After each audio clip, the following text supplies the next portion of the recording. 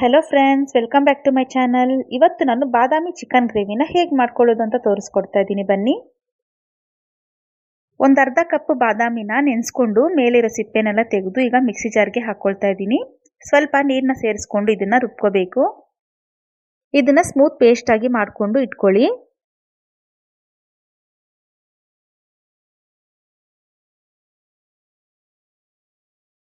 ನಾನಿಲ್ಲಿ 1 kg ಅಷ್ಟು ಚಿಕನ್ನ ಚೆನ್ನಾಗಿ ವಾಶ್ ಮಾಡಿಕೊಂಡು ಒಂದು ಬೌಲ್ಗೆ ಹಾಕ್ಕೊಂಡಿದ್ದೀನಿ. ಈಗ ಅದಕ್ಕೆ ಉಪ್ಪನ್ನ ಹಾಕ್ಕೊಳ್ತಾ ಇದ್ದೀನಿ. 4 ಟೀ ಸ್ಪೂನ್ ಅಷ್ಟು ಅರಿಶಿನ ಪುಡಿನ ಹಾಕ್ಕೊಳ್ತಾ ಇದ್ದೀನಿ. 1 ಸ್ಪೂನ್ ಅಷ್ಟು ಚಿಲ್ಲಿ ಪೌಡರ್ನ ಹಾಕ್ಕೊಂಡಿದ್ದೀನಿ.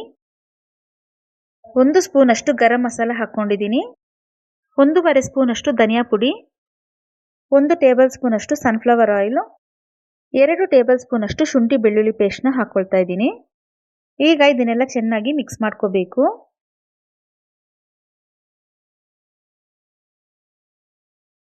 ಚಿಕನ್ನ ಚೆನ್ನಾಗಿ ಮಿಕ್ಸ್ ಮಾಡಿಕೊಂಡು ಇದನ್ನ ಒಂದು ಹಾಫ್ ಅನ್ ಅವರ್ ಅಷ್ಟು ಮ್ಯಾರಿನೇಟ್ ಮಾಡ್ಕೋಬೇಕು.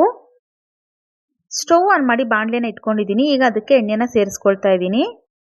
ಎಣ್ಣೆ ಬಿಸಿ ಆದಮೇಲೆ ಚಿಕ್ಕದಾಗಿ ಕಟ್ ಮಾಡ್ಕೊಂಡಿರೋ ಈರುಳ್ಳಿನ ಹಾಕ್ಕೊಳ್ತಾ ಇದ್ದೀನಿ. ನಾನಿಲ್ಲಿ 3 ಈರುಳ್ಳಿನ ಕಟ್ ಮಾಡಿ ಹಾಕ್ಕೊಂಡಿದ್ದೀನಿ.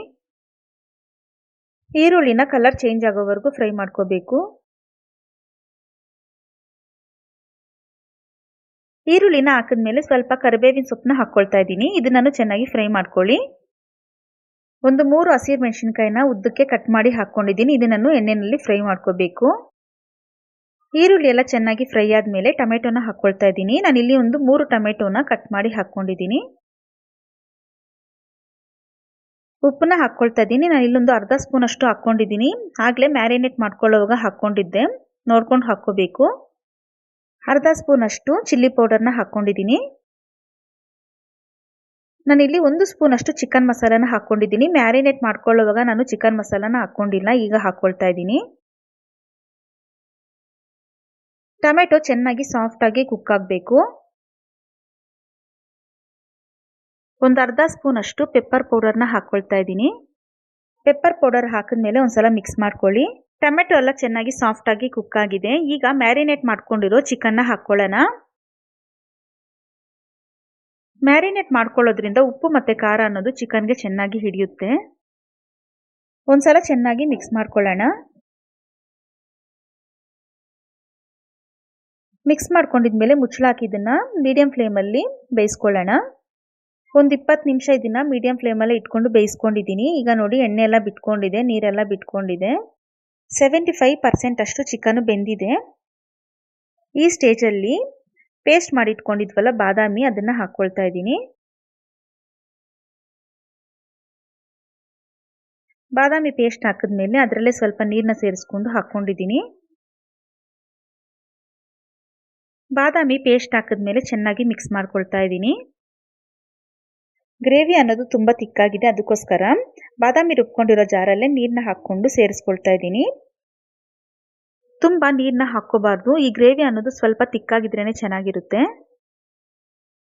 ಬಾದಾಮಿ ಪೇಸ್ಟ್ ಹಾಕಿ ಆಮೇಲೆ ಮಿಕ್ಸ್ ಮಾಡಿದ್ಮೇಲೆ ಇದನ್ನು ಸಿಮ್ಮಲ್ಲಿ ಇಟ್ಕೊಂಡು ಮುಚ್ಚಳ ಹಾಕಿ ಇದನ್ನು ಒಂದು 10 ನಿಮಿಷದಷ್ಟು ಬೇಯಿಸ್ಕೋಬೇಕು.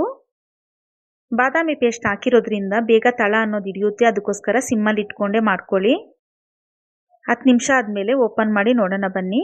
ನೋಡಿ, ಈಗ ಎಣ್ಣೆ ಎಲ್ಲ ಬಿಟ್ಕೊಂಡು ಗ್ರೇವಿ ಅನ್ನೋದು ತಿಕ್ಕಾಗಿ ಚೆನ್ನಾಗಿ ರೆಡಿಯಾಗಿದೆ. ಈ ತಿಕ್ನೆಸ್ ಇದ್ರೆ ಸಾಕು. ತಣ್ಣಗಾಗ್ತಾ ಆಗ್ತಾ ಗ್ರೇವಿ ಅನ್ನೋದು ಇನ್ನೂ ಗಟ್ಟಿಯಾಗಿ ಹೋಗುತ್ತೆ. ಈ ಸ್ಟೇಜಲ್ಲಿ ಆಫ್ ಮಾಡ್ಕೋಬಹುದು. ಲಾಸ್ಟಲ್ಲಿ ಸ್ವಲ್ಪ ಕೊತ್ತಂಬರಿ ಸೊಪ್ಪನ್ನ ಕಟ್ ಮಾಡಿ ಹಾಕ್ಕೊಂಡಿದ್ದೀನಿ. ಬಾದಾಮಿ ಚಿಕನ್ ಗ್ರೇವಿ ಈಗ ರೆಡಿಯಾಗಿದೆ. ರೈಸು, ಚಪಾತಿ, ರೋಟಿ, ದೋಸೆ ಇದಕ್ಕೆಲ್ಲ ತುಂಬ ಚೆನ್ನಾಗಿರುತ್ತೆ ಈ ಬಾದಾಮಿ ಚಿಕನ್ ಗ್ರೇವಿ. ಒಂದ್ಸಲ ಟ್ರೈ ಮಾಡಿ ನೋಡಿ. ಈ ವಿಡಿಯೋ ನಿಮ್ಗೇನಾದರೂ ಇಷ್ಟ ಆಗಿದ್ದರೆ ಲೈಕ್ ಮಾಡಿ, ಶೇರ್ ಮಾಡಿ ಮತ್ತು ಕಮೆಂಟ್ ಮಾಡಿ. ಹಾಗೆ ನಮ್ಮ MD ಕಿಚನ್ ಚಾನೆಲ್ನ ಸಬ್ಸ್ಕ್ರೈಬ್ ಮಾಡ್ಕೊಳ್ಳಿ. ಮರಿತೀರಾ ಪಕ್ಕದಲ್ಲಿರೋ ಬೆಲ್ ಐಕಾನ್